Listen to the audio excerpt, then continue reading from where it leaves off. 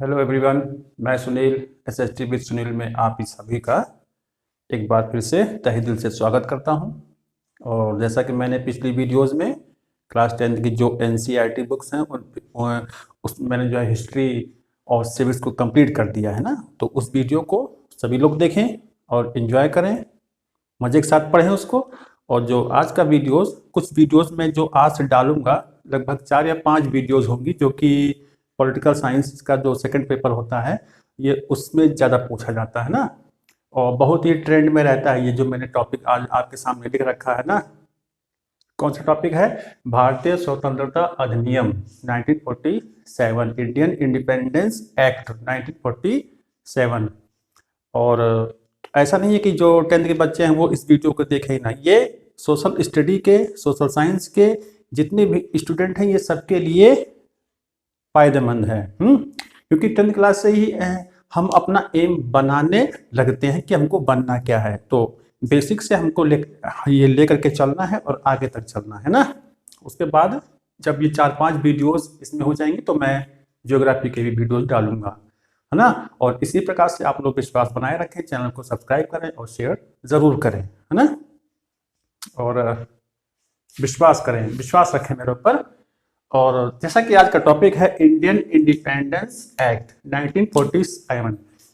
देखिए, ब्रिटिश शासनकाल में जितने भी एक्ट पारित हुए, जितने भी एक्ट पारित होते हैं उन सब में ये सबसे महत्वपूर्ण एक्ट था ना, भारतीय स्वतंत्रता अधिनियम। यहाँ पर मैंने 2 ले रखे हैं, एक है माउंटबेटन प्लान और एक है भारतीय स्वतंत्रता अधिनियम, Indian independence act. Mountbatten plan को मैंने क्यों लिया? क्योंकि माउंटबेटन जो प्लान था ये गेम चेंजर था, गेम चेंजर। इंडियन हिस्ट्री में, इंडियन मॉडर्न हिस्ट्री में ये एक गेम चेंजर के रूप में जाना जाता है माउंटबेटन प्लान। मेरी निगाह में ये मैंने खुद इजाद किया है कि ये गेम चेंजर था, है ना। इसने प्लान बनाया है गेम चेंज करने का, और उस पर अपनी मोहर किसने लगाई? वो लगाई इंडियन इंडिपेंडेंस एक्ट ने लगाई है फाइनली। तो ये भी महत्वपूर्ण है, इसी का ही एक बड़ा रूप था ये इंडियन इंडिपेंडेंस एक्ट, है ना।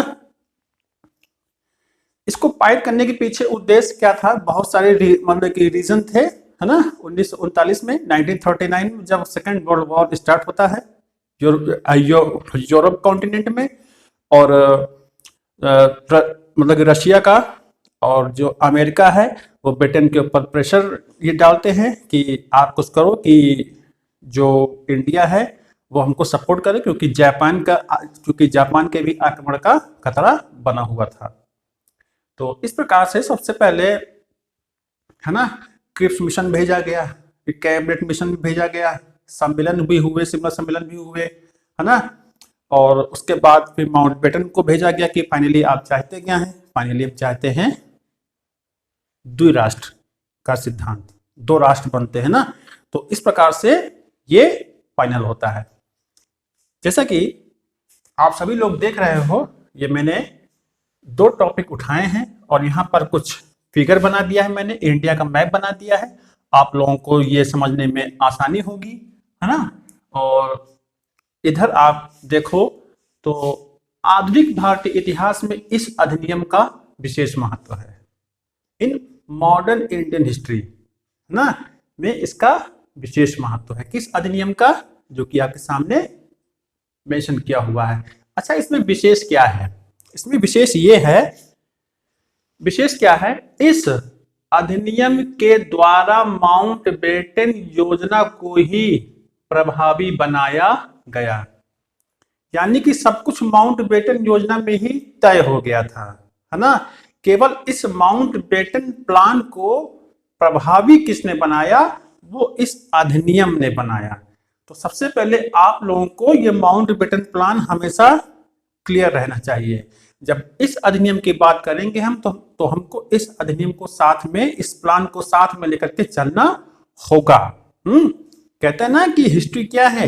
ये हिस्ट्री होती है चेंजेस को जोड़ने की, है ना। जितने बदलाव हो रहे हैं, परिवर्तन हो रहे हैं, उनको जोड़ के चलना है। अगर आप ये माउंटबेटन प्लान को नहीं जोड़ोगे इससे, तो ये आपका आंसर अधूरा नजर आएगा। इसलिए मैंने यहाँ पर लिख दिया है। इसमें विशेष क्या है? इसमें विशेष यही है कि ये माउंटबेटन योजना का ही एक प्रभावी रूप था। जरूर लिखें इसको आप लोग। इसमें फैक्ट क्या है? किसी भी कंपटीशन में आप अगर बैठते हो, चाहे वो लो मतलब कि लो लेवल का हो, चाहे वो हायर लेवल का एग्जाम हो, या एकेडमिक एग्जाम हो, या लोअर स्टैंडर्ड का एग्जाम हो ना, जैसे high school, inter, graduation, competition में जितना भी पूछा जाता है वो फैक्ट पूछे जाते हैं। तो इसीलिए मैंने यहाँ पर लिख दिया है कि वे फैक्ट क्या थे, है ना। फैक्ट में आपको ये जानना है कि प्रधानमंत्री एटली, आप देख रहे हो इनका पूरा नाम था क्लेमेंट एटली। ओके, क्या नाम था? क्लेमेंट एटली। ये 1945 से 1951 तक क्या थे? ब्रिटेन के प्रधानमंत्री थे, पीएम थे, है ना, पीएम थे ये प्रधानमंत्री। और ये किस पार्टी से संबंधित थे? ये थे लेबर पार्टी के अध्यक्ष थे, और ये प्रधानमंत्री बनते हैं और भारत की आजादी के लिए सोचते हैं। इन्होंने तय कर दिया था कि हम भारत को 1948 तक जरूर आजाद कर देंगे, हालांकि उससे पहले ही हमको आजादी मिल जाती है ना। तो ये चीजें हैं। तो प्रधानमंत्री लेबर पार्टी के मेंबर होते हैं ना। मैं थोड़ा लिख देता हूं, लेबर पार्टी के। ओके, लेबर पार्टी के ये प्रधानमंत्री थे। ओके, इसको आपको ध्यान रखना है, क्योंकि जीएस में क्वेश्चन बन सकता है ना कि जब भारत में स्वतंत्रता का अधिनियम पारित हुआ, भारतीय स्वतंत्रता अधिनियम जब पारित हुआ तो ब्रिटेन में प्रधानमंत्री कौन थे? तो ये तो क्वेश्चन बनता ही बनता है। तो आप लोग क्लेमेंट एटली पर जा सकते हो, एकदम सही है ना। और ब्रिटेन में दो ही दल थे, दल तो और भी हैं, लेकिन दो दलीय शासन प्रणाली है, एक लेबर पार्टी, एक कंजर्वेटिव पार्टी। कंजर्वेटिव पार्टी वो है जो कि जिसका हिंदी अनुवाद होता है अनुदारवादी। तो कंजर्वेटिव पार्टी के जितने भी पीएम बने वो कभी भी भारत को आजाद करने के मूड में नहीं थे। वे रूढ़िवादी विचारधारा के थे, अनुदारवादी, उनके अंदर उदारवाद नहीं था। तो कौन? कंजर्वेटिव। और दूसरा क्या है? Labour Party. तो लेबर पार्टी जो थी मजदूर दल, ये उदारवादी था, और ये कंजर्वेटिव पार्टी अनुदारवादी। Is that clear? हाँ। तो क्लीमेंट एटली ने योजना को विधेयक के रूप में, क्योंकि कानून बनने से पहले जो प्रोसेस होता है, जो पेपर वर्क होता है, उसको विधेयक कहते हैं ना। योजना को विधेयक के रूप में 15 जुलाई 1947 को कॉमन्स सभा में पेश किया। कॉमन्स सभा, जिसका पूरा नाम क्या है? House of Commons. ओके, और एक आप और देखोगे कि इसको ब्रिटिश संसद में कभी कभी क्वेश्चन ये भी बनता है कि भारतीय स्वतंत्रता अधिनियम को ब्रिटिश संसद में कब पेश किया गया। तो आप लिख लेंगे 4 जुलाई को। ये मैंने यहां लिख नहीं रखा है, लेकिन आप लोग लिख लो 4 जुलाई को ये संसद में पेश किया गया। ओके, कब? 4 जुलाई को। लेकिन मैंने यहां लिख नहीं रखा है, लेकिन अब बता दिया मैंने आपको ना, 4 जुलाई को। उसके बाद 15 जुलाई 1947 को सबसे पहले कॉमन्स सभा में पेश होता है। पूरा नाम क्या है? House of Commons. दो ही वो संसद के दो सदन है वहां के, जैसे यहाँ पर लोकसभा होता है, राज्यसभा होता है, वहां पर हाउस ऑफ कॉमन्स होता है और हाउस ऑफ लॉर्ड्स होता है। तो सबसे पहले 15 जुलाई को ये हाउस ऑफ कॉमन्स में पेश होता है। उसके बाद 16 जुलाई को ये, यानी कि सन वही है, सेम है, लॉर्ड्स सभा में प्रस्तुत किया जाता है। जरूर याद करें, 15 जुलाई 16 जुलाई 1947 में सबसे पहले कहां पर? हाउस ऑफ कॉमन्स में क्वेश्चन बनता है, और उसके बाद हाउस ऑफ लॉर्ड्स में ना। तो ये डेट्स आपको जरूर याद रख लेनी है।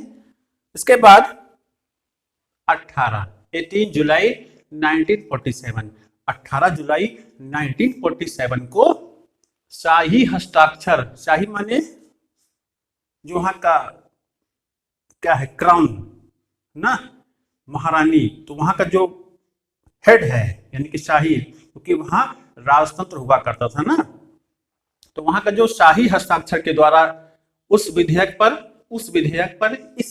पर हस्ताक्षर के द्वारा, किसके द्वारा? शाही के द्वारा जो वहाँ के राजा हैं, किंगशिप जो है वहाँ की, यह विधेयक भारतीय स्वतंत्रता अधिनियम के रूप में पारित हो जाता है। अधिनियम माने कानून बन जाता है ये, है ना। तो डेट्स जरूर याद रखेंगे, और जो याद करने वाली ज्यादा इंपॉर्टेंट डेट है वो है आपकी 18 जुलाई को, कभी न भूलें, क्योंकि ये क्वेश्चन पूछा जाता है कि कब पेश हुआ एग्जैक्टली, तो 4 जुलाई बताओगे। कब पारित हुआ भारतीय स्वतंत्रता अधिनियम, तो आप क्या बताओगे, 18 जुलाई को। ओके, बिल्कुल भी कंफ्यूज नहीं होना है, 18 जुलाई को आपको नहीं भूलना है। ब्रिटिश संसद द्वारा पारित यह अंतिम अधिनियम था।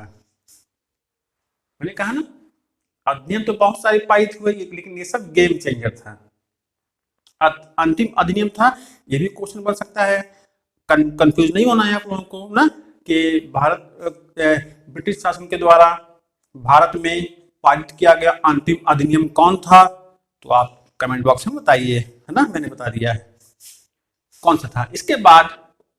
इसके बाद भारत का अपना संवैधानिक इतिहास प्रारंभ होता है, क्योंकि भारत को आजादी मिल जाती है। उसके बाद हम अपना शासन अपने संविधान के अनुरूप चलाते हैं, जो कि 2 वर्ष 11 माह 18 दिन के बाद बनकर के तैयार हुआ था, है ना। और 26 जनवरी 1950 को लागू भी हुआ, है ना। उसके हिसाब से भी शासन चलेगा। अब आपको मैंने बहुत सारे फैक्ट यहाँ पर बहुत सारे आपको फैक्ट क्लियर कर दिए हैं, जरूर लिख लें। इसके बाहर से कुछ नहीं पूछा जाएगा, ये गारंटी है किसी भी कंपटीशन में अगर आता है तो। उसके बाद इस अधिनियम की धाराओं पर भी आपको गौर करना है ना। वो धाराएं क्या क्या थी, मैं यहाँ पर थोड़ा साइड में हो जाता हूँ और समझाते चलता हूँ आप लोगों को। अधिनियम की धाराएं क्या थी, अधिनियम की, है ना, कौन कौन सी धाराएं उसमें शामिल थी। पहला है भारतीय उपमहाद्वीप में, उपमहाद्वीप क्योंकि इसके आसपास बहुत सारे देश हैं, है ना, बहुत सारे देशों को अपने में शामिल करता है। श्रीलंका है, म्यांमार है, और थोड़ा दूर जाएंगे तो इंडोनेशिया है, श्रीलंका है, बांग्लादेश, है ना, जो कि उसमें भारत में ही शामिल था। नेपाल है, चाइना है, बाद में पाकिस्तान भी अलग हुआ। तो इन सबको उपमहाद्वीप की संज्ञा दी जाती है ना। तो भारतीय उपमहाद्वीप को 2 उपनिवेशों में बांटा गया, एक था भारत संघ और दूसरा था पाकिस्तान। एक चीज आप लोग को ध्यान रखना है, ये सब कब तय हो रहा है, ये सब तय पहले ही हो गया था, किस, माउंटबेटन प्लान में। बिल्कुल भी नहीं बोलना है आप लोगों को ना। भारत संघ तथा पाकिस्तान में बांट दिया गया था, यानी कि द्विराष्ट्र का सिद्धांत लागू हो गया। उसके बाद ये पॉइंट आप लिखोगे, जरूर लिखें स्टूडेंट्स ना।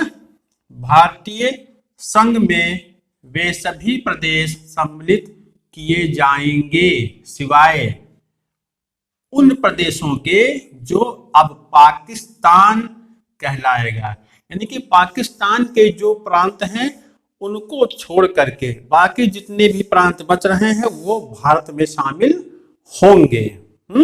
अभी हम उन प्रांतों पर भी चर्चा करेंगे आपके सामने मैप के आधार पर। पहले हम धाराएं पढ़ लेते हैं एक बार, है ना, तो ये समझ में आएगा। अब पाकिस्तान में सिंध, बलूचिस्तान, पश्चिमी पंजाब तथा पूर्वी बंगाल होंगे। अब आप यहां पर देखो, सिंध लिखा हुआ है ना, तो सिंध कहां दिख रहा है आपको, पाकिस्तान में वर्तमान में, ये सिंध प्रांत हो गया। फिर है बलूचिस्तान, ये भी पाकिस्तान के पश्चिमी भाग में पड़ता है, पाकिस्तान के पश्चिमी भाग में पड़ता है। उसके बाद पश्चिमी पंजाब ये रहा, क्योंकि पंजाब पहले पड़ा था, तो जब ये बंटवारा हुआ यहाँ से, तो ये पंजाब 2 भागों में बट गया। तो अपने देश में जो पंजाब रह गया है, जिसको हम पंजाब कहते हैं, उसको हम एग्जैक्टली पूर्वी पंजाब कहेंगे ना। जो पाकिस्तान में रह गया है उसको हम पश्चिमी पंजाब कहेंगे ना। ओके, उसके बाद हाँ, ये पूर्वी, ये पश्चिमी पंजाब हो गया। उसके बाद है पूर्वी बंगाल भी होगा, किसमें, इस पाकिस्तान में शामिल होगा। जरा आप देखिए, पूरा हिंदुस्तान को क्रॉस करके उस तरफ ये निकल, क्योंकि मुस्लिम आबादी ज्यादा है ना। कहा भी गया था कि जो रियासतें हैं चाहे तो शामिल हो चाहे तो शामिल ना हो, या स्वतंत्र वजूद बना के रखें, तो ये लोग इसमें शामिल हो गए थे। उसके बाद पूर्वी बंगाल होगा। पूर्वी बंगाल बंगाल पहले एक बड़ा सा प्रांत हुआ करता था। उसके बाद ये दो भागों में बट गया, दो भागों में बट गया, है ना, दो भागों में बट गया। तो जो पाकिस्तान के हिस्से में आएगा वो आएगा ये वाला बंगाल, यानी कि पूर्वी बंगाल आएगा। ओके, कौन सा?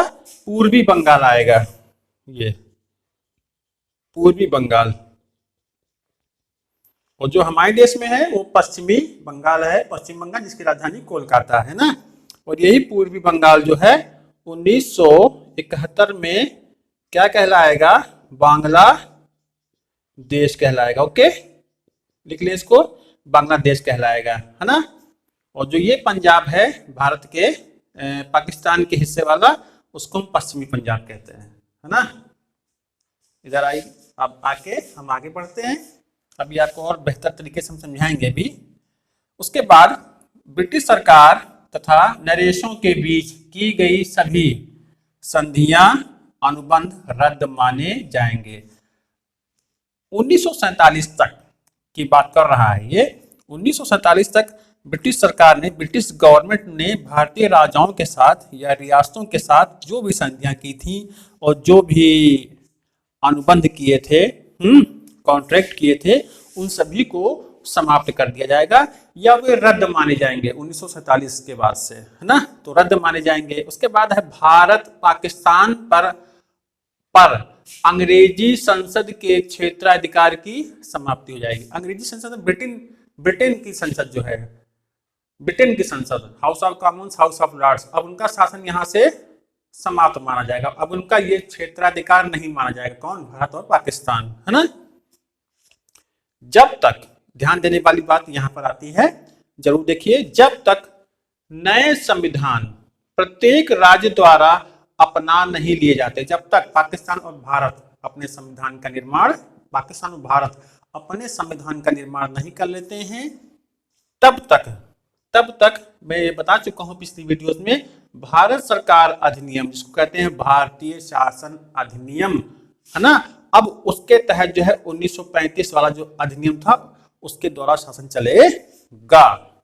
व्यवस्था को बिगाड़ने ना देने, व्यवस्था को बनाए रखने के लिए ऐसा तय किया गया था इस अधिनियम में ना। तो आपको इस पॉइंट को लिखना बिल्कुल नहीं भूलना है। जितने भी ग्रेजुएशन के बच्चे हैं, है ना, जरूर इसको याद कर लेंगे। तो इन धाराओं को आप नोट आउट कर लेंगे, 1, 2, 3, 4 और 5, है ना। और 6 भी आएगा। छठा पॉइंट मैंने यहाँ पर विशेष कर रखा है क्योंकि ये विशेष है। और इस भाग को आप नहीं भूलेंगे कि भारतीय शासन अधिनियम 1935 के द्वारा आजादी के तत्काल बाद शासन होगा कहाँ? भारत और पाकिस्तान में। उसके बाद इसमें विशेष क्या है? विशेष है पाकिस्तान के प्रथम गवर्नर जनरल मोहम्मद अली जिन्ना बने। जब पाकिस्तान हिंदुस्तान बन गया तो अब क्या होगा कि पाकिस्तान के प्रथम गवर्नर जनरल किसको बनाया गया? मोहम्मद अली जिन्ना को। बिल्कुल नहीं भूलेंगे, बहुत इंपॉर्टेंट है ये, मोहम्मद अली जिन्ना बनते हैं। और भारत के लिए अब भारत में कौन बनेगा गवर्नर जनरल? माउंटबेटन को ही आग्रह पूर्वक गवर्नर जनरल बने रहने देने का विचार किया गया भारतीय नेताओं के द्वारा।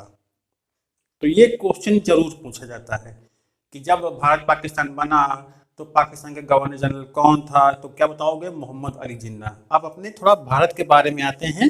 जब हमारा देश आजाद होगा तो उस दौरान क्या होगा कि जो गवर्नर जनरल हैं वे अंतिम वायसराय कहलाएंगे, है ना। लॉर्ड माउंटबेटन जो हैं वे अंतिम वायसराय हैं। अंतिम वायसराय कौन? अंतिम वायसराय कौन? माउंटबेटन। इसका नाम जरूर लिख लेंगे आप लोग। अंतिम वायसराय कौन था भारत का? माउंटबेटन। और जैसे ही भारत आजाद होता है, लेकिन व्यवस्था को बनाए रखने के लिए माउंटबेटन को अभी जो है रिलीव नहीं किया जाता, उनको छोड़ा नहीं जाता है, बल्कि क्वेश्चन ये बनता है कि आजाद भारत का पहला गवर्नर जनरल कौन था, ना? क्या कहेंगे? आजाद भारत का प्रथम गवर्नर जनरल, प्रथम गवर्नर जनरल कौन था? तो क्या बताएंगे? Mountbatten. इसको आप जरूर से जरूर लिखें, इंपॉर्टेंट है ये, है ना? ये मैंने कर दिया है। अंतिम वायसराय की बात हो रही, क्योंकि वायसराय का पद हो गया था ना 1858 से। उसके बाद आजाद भारत का प्रथम गवर्नर जनरल मैं बोले दे रहा हूं कौन था? प्रथम गवर्नर माउंट बेटन था, है ना? अब अगर कोई आपसे पूछे कि अगर आपसे कोई पूछे, ये पूछा जाता है क्वेश्चन में, ना, कि स्वतंत्र आजाद एक ही बात है, स्वतंत्र भारत का अंतिम गवर्नर जनरल, तो क्या कहेंगे? सी राजगोपालाचारी। राजगोपालाचारी याद कर लेंगे, बस इतना पर्याप्त है। राजगोपालाचारी ये थे अंतिम गवर्नर जनरल। उसके बाद ये पद समाप्त हो जाता है। ओके, तो ये भी आप लोग, मैं इसको क्लाउड किए देता हूं, इसमें आप लोग लिख लेंगे। तो स्वतंत्र भारत का अंतिम गवर्नर जनरल सी राजगोपालाचारी और पहला गवर्नर जनरल आजाद भारत का माउंट बेटन था, ना? या ये भी क्वेश्चन बन सकता है कि स्वतंत्र भारत का पहला और अंतिम भारतीय गवर्नर जनरल कौन था? तो क्या बताओगे? सी राजगोपालाचारी। तो ये आपका फैक्ट हो गया, है ना? तो इतना तो आपको समझ में आया। अब हम थोड़ा यहाँ पर आएंगे, मुद्दे पर आएंगे कि जस्ट मिनट, मुद्दे पर आएंगे कि इस अधिनियम के द्वारा माउंट बेटन योजना को ही प्रभावी बनाया गया, है ना? तो इसमें सबसे पहले इंपॉर्टेंट क्या था? माउंट बेटन योजना। चूंकि हमारा टॉपिक यही था तो मैंने पहले इसको एक्सप्लेन किया इसका, लेकिन अब थोड़ा उस बिंदु को हम उठाएंगे, फैक्ट को विशेष जो है इंपॉर्टेंट है, थोड़ा यहां पर लेकर के हम आ जाएंगे, ना? माउंट बेटन, जिसको हम बाल्कन प्लान भी कहते हैं, बाल्कन प्लान, है ना? लिख लेंगे, बाल्कन प्लान माउंट बेटन योजना को कहते हैं। मनबाटन योजना भी माउंट बेटन योजना को ही कहते हैं, माउंट बेटन प्लान को। उसके बाद ये डेट इंपॉर्टेंट है, 3 जून 1947 को माउंट बेटन योजना पेश होती है। कब होती है? 3 जून 1947 को। ये फैक्ट है, इसको आप जरूर लिखें। जिसमें भारत की राजनीतिक समस्या को हल करने के विभिन्न चरणों की रूपरेखा पेश की गई। विभिन्न चरण क्या थे, है ना? कि रियासतों का क्या होगा, 2 राष्ट्र कैसे बनेंगे, इन रियासतों का क्या होगा, शामिल होंगी कि नहीं होंगी, या इनका यथा स्थिति बना के रख सकती हैं अपना। तो ये विभिन्न चरण थे, उन मुद्दों पर बात हुई थी किसमें? माउंट बेटन प्लान में। अब इस इंपॉर्टेंट क्या है, इस योजना में क्या प्रस्ताव किया गया था, क्या प्रस्ताव रखा गया, कौन कौन सी धाराएं थी इस योजना में, वो आप लोगों को याद कर लेना है। समझते चलिए, मैं बताते चल रहा हूं। पहला क्या है? भारत को भारत और पाकिस्तान में बांटा जाएगा। हाँ, बांटा जाएगा, विभाजित किया जाएगा। लेकिन अब अगर आप यहां पर आके देखें, इस अधिनियम में बांट दिया गया, है ना? यानी कि प्लान यहां हो गया था, उस प्लान को लागू किया गया इस अधिनियम में। इसमें प्लान किया गया था और इसमें बांट दिया गया। ओके, ये आपको माउंट बेटन प्लान में याद कर लेना है। उसके बाद है बंगाल और पंजाब का विभाजन किया जाएगा। ये मैंने बता दिया है, पंजाब और बंगाल का विभाजन किया जाएगा। मैप को लेकर के याद कर ले तो आंसर आसान हो जाएगा आप लोगों का, ना, है ना? और बंगाल और पंजाब का डिवाइडेशन होगा। उसके बाद होगा उत्तर पूर्वी सीमा प्रांत और असम के सिलहट जिले में जनमत संग्रह कराया जाएगा, है ना? उत्तर पश्चिमी सीमा प्रांत में जितने भी ये राज्य आते थे, वहां पर क्या होगा? क्या होगा, वहां पर जनमत संग्रह होगा, यानी कि वहां पर मुस्लिम आबादी भी है और हिंदू आबादी भी है, और वो जनमत करेंगे, अपना वोट करेंगे, और ये उस जनमत संग्रह के आधार पर यह तय होगा कि कौन कहाँ जाएगा, है ना। ये चीज था इसमें। तो सिलहट ये मैंने यहाँ दिखा रखा है, ये वर्तमान में बंगाल में पड़ता है ना। वर्तमान में इस भाग में पड़ता है बंगाल में, जिसको जलालाबाद भी कहते हैं। ये सिलहट का उपनाम है जलालाबाद, तो याद कर लेंगे ना। तो क्या याद करना है, ठीक है, कि बंगाल और पंजाब का विभाजन होगा, और उत्तर पश्चिमी सीमा प्रांत इस भाग में जो जहां पर हिंदू और मुसलमान आबादी हैं, और सिलहट में जनमत संग्रह कराया जाएगा, ये जरूर याद कर लेंगे। उत्तर पूर्वी सीमा प्रांत है ना, उत्तर पूर्वी, हाँ, उत्तर पूर्वी सीमा प्रांत में जो है उत्तर और पूर्वी, यानी कि इस भाग में ये बता रहा। Okay, is that clear? हाँ, उत्तर पूर्वी बेटा ये आपका उत्तर है और ये आपका पूर्व है, ये सही है। ओके, वो थोड़ा यहाँ कंफ्यूजन हो गया था, ये उत्तर ये पूर्व। तो इस भाग में क्या होगा, जनमत संग्रह कराया जाएगा, ये एकदम क्लियर कर रहा है ना। और असम के सिलहट जिले में जनमत संग्रह कराया जाएगा, है ना। तो असम का सिलहट ये हो गया, इसको आप जरूर से जरूर लिख लें। उसके बाद है पाकिस्तान के लिए संविधान निर्माण हेतु एक पृथक संविधान सभा का गठन किया जाएगा। यानी कि यहाँ पर ये मुस्लिमों को विशेष तवज्जो दे रहा है। एक प्रकार से डिवाइडेड एंड रूल को पुख्ता किया जा रहा है, मजबूत किया जा रहा है ना। उसके बाद है सभी रियासतों को छूट होगी कि वे भारत या पाकिस्तान में शामिल हो जाएं या यथा स्थिति में रहें। ये इंपॉर्टेंट है, माउंटबेटन प्लान का ये धारा आपको बिल्कुल नहीं भूलनी है, जिसमें ये तय कर दिया गया था कि जो रियासतें हैं वे चाहे तो भारत में जाएं, वे चाहे तो पाकिस्तान में जाएं, या वे चाहे तो स्वतंत्र वजूद बना करके रख सकती हैं। इसीलिए तो 47 तक तो सारे रियासत जो है भारत में शामिल हो गई थी, जो पाकिस्तान गई तो गई, लेकिन 3 रियासतें तो नहीं शामिल हुई थी। एक जूनागढ़ है, एक हैदराबाद है, एक जम्मू कश्मीर है, जिनको शामिल किया गया। कुछ को सैन्य कार्रवाई के द्वारा, कुछ को सैन्य बल के द्वारा, और कुछ को मतलब कि कुछ जैसे जम्मू कश्मीर था वो स्वयं शामिल हो गया था महाराजा हरि सिंह के द्वारा, और हैदराबाद में सैन्य कार्रवाई हुई थी, और जूनागढ़ में जनमत संग्रह करवाया गया था, है ना। जनमत यानी कि वोटिंग करवाई गई थी। तो इतना क्लियर हुआ ना, ये नहीं भूलना है आपको बस।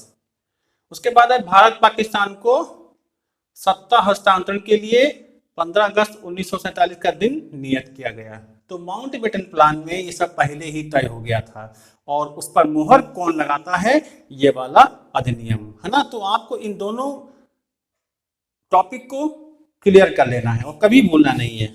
अब यहाँ थोड़ा समझ लीजिए इसको। ये हिंदुस्तान है, ये पहले तो हिंदुस्तान ये पूरा यहाँ तक था, उसके बाद में ये सीमांकन हो जाता है, सीमा रेखा। इसके लिए एक अलग से आयोग बैठाया जाता है जो कि सीमा रेखा का ये बंटवारा मतलब करेगा कि कितना हिस्सा कहाँ जाएगा पाकिस्तान में और कितना हिस्सा इस भाग में भारत में हिंदुस्तान में। ओके, अगर वर्तमान में देखा जाए तो पाकिस्तान में जो है 4 प्रांत हैं। पाकिस्तान में 4 प्रांत हैं, जिनमें से एक है पंजाब प्रांत, और वो पंजाब कौन सा मैंने बताया था, पश्चिमी पंजाब है, पूर्वी पंजाब नहीं, पश्चिमी पंजाब है। और एक प्रांत है खैबर पख्तूनिस्तान, जहाँ पेशावर वगैरह पड़ता है, पेशावर का नाम सुनना होगा आप लोगों ने। तो खैबर पख्तूनिस्तान पड़ता है। उसके बाद पड़ता है बलूचिस्तान, ये भी एक प्रांत है वर्तमान में पाकिस्तान का। और एक पड़ता है सिंध प्रांत, है ना। तो कितने हो गए, 1 2 3 एंड 4, ये 4 प्रांत हो गए, है ना। उसके बाद इसका बंटवारा हो जाता है इन प्रांतों, क्योंकि मुस्लिम आबादी ज्यादा थी तो पाकिस्तान शब्द ऐसे बनता है ना। पाकिस्तान में बहुत सारे प्रांतों के नाम भी छिपे हुए हैं, जैसे बता देते हैं आप लोगों को। पाकिस्तान, पंजाब हो गया PA, है ना। फिर कश्मीर भी के लिए भी बात मतलब कि हो रही थी कि मतलब कश्मीर भी हमारे हिस्से में आएगा। उसके बाद एस से बनता है, सिंध बनता है ना। और लास्ट में जो आता है तान, पाकिस्तान, TAN, तो वो बलूचिस्तान से लिया गया। इस प्रकार से पाकिस्तान शब्द को इजाद किया गया है ना। तो ये आप लोगों को समझ में आया, और सारे पॉइंट्स को जरूर लिख लें। और जो मैंने यहाँ पर लिख दिया है अलग से, इसको जरूर लिख लें, ये बहुत इंपॉर्टेंट है। आज़ाद भारत का पहला गवर्नर जनरल कौन था? माउंटबेटन। और स्वतंत्र भारत का अंतिम गवर्नर जनरल कौन था? C राजगोपालाचारी थे। पहले भारतीय, अंतिम भारतीय, है ना। पहले भी यही, अंतिम भी यही रहेंगे ना। और अंतिम वायसराय कौन था? माउंटबेटन, है ना। इसके बाद ये जो माउंटबेटन जो प्लान था, इसको सभी दलों ने स्वीकार कर लिया था, है ना। सभी दल का मतलब है यहाँ पर क्या? भारत और पाकिस्तान में जो विशेष भूमिका निभा रही हैं, मांग कर रही हैं, वो कौन कौन सी? भारतीय राष्ट्रीय कांग्रेस और मुस्लिम लीग इस माउंटबेटन प्लान पर अपनी सहमति जता देते हैं। और माउंटबेटन भी कहता है अगर ऐसा ही चाहते हैं तो बंटवारा किए देते हैं। उसके बाद ये मुद्दा ब्रिटेन की संसद में उठाया जाता है। तो इस प्रकार से आपने देखा कि भारतीय स्वतंत्रता अधिनियम 1947 को ये हर प्रकार के एग्जाम में पूछा जाता है। लगभग क्या, अगर इससे बाहर कुछ भी नहीं पूछा जाएगा, ये दावा है ना। और बाकी आप लोग खुद भी सेल्फ स्टडी करते रहें। जो टॉपिक मैं पढ़ाता हूँ उसको एक बार आप लोग भी अपनी बुक्स से उसको पढ़ें।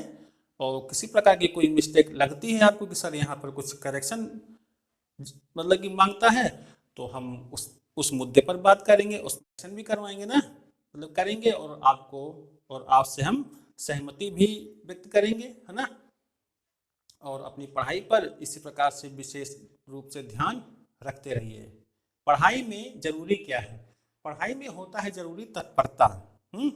तत्परता नहीं है तो तत्परता है और नियमित रूप से, है ना, और धैर्य के साथ, पेशेंस। जीवन में पेशेंस जरूर रखें, तभी आपको सफलता मिलेगी। एजुकेशन प्राप्त करना इतना आसान काम नहीं है। इसके साथ रहना ना, इसके साथ चलना, अपने सपनों को पूरा कर लेना उतना आसान नहीं होता है ना। लेकिन हम इंसान हैं, कुछ भी कर सकते हैं। जैसे जब हम चंद्रमा पर पहुंच सकते हैं, मंगल ग्रह पर जाने का प्लान कर सकते हैं, तो ये मानव से ही तो संभव हो पाया है ना। तो हम लोग क्यों नहीं अपने उद्देश्य को पा सकते? बस आलोचनाओं से कभी भी घबराना नहीं, क्योंकि आप अगर अच्छे स्कूल जाते हो तब भी आलोचनाओं का शिकार होना पड़ता है कि ये देखो वहाँ जा रहे हैं, बहुत अच्छे स्कूल पढ़ेंगे, पता नहीं क्या क्या बन जाएंगे भगवान, है ना। लेकिन कोई बात नहीं, चलते रहो। अगर गवर्नमेंट में भी जा रहे हो स्कूल में, है ना, तो वो भी नहीं मानना है कि ये देखो छोटे मोटे स्कूल में जाता है, क्या होगा, ये तो कुछ नहीं कर पाएगा। ये किसने कहा? करना तो हमें है ना। टीचर तो क्या है? टीचर आपको गाइड करता है, चलना तो आपको है। साइकिल चलाना जब आपने सीखा होगा तो पहले अपने घर के जो गली रास्ते हैं वहाँ पर चलाना सीखा होगा। उसके बाद क्या सिखाने वाला आपके साथ कभी बाहर भी गया? जब आप पहली बार कहीं दूर गए या सबसे पहले अपने स्कूल गए नहीं, तो उन रास्तों में आपने किन कठिनाइयों का सामना किया कि कैसा हो कि कहीं एक्सीडेंट हो जाए। लेकिन बचते बचाते आप उस घर से निकलते हो और स्कूल पहुंचते हो, वापस चले आते हो। तो उस दिन का जो आपका वो होता है ना, कहते हैं ना कि एक्साइटमेंट, उत्साह, वो झलकता है चेहरे पर कि माँ, कि पापा मैं तो, दादाजी मैं तो स्कूल से वापस चला आया, बहुत मजा आया, है ना। तो इस प्रकार से डरना नहीं, डराने वाले बहुत मिलेंगे, है ना, कि डर पैदा कर देंगे आपके अंदर, लेकिन डर पैदा होने ही नहीं देना है, तभी सक्सेस इंसान बनोगे ना। तो इस टॉपिक को आप लोग जरूर लिखें और फिगर जरूर बनाएं। फिगर बनाने से आपके आंसर आसान हो जाते हैं ना। अगर ये सब आप याद कर लोगे तो जो उत्तर पूर्वी सीमा प्रांत, जो कि मैंने बताया उत्तर पूर्वी सीमा प्रांत, है ना, उत्तर पूर्वी सीमा प्रांत, असम क्या है, इधर आ जाइए थोड़ा सा एक बार, सिंध बलूचिस्तान क्या है।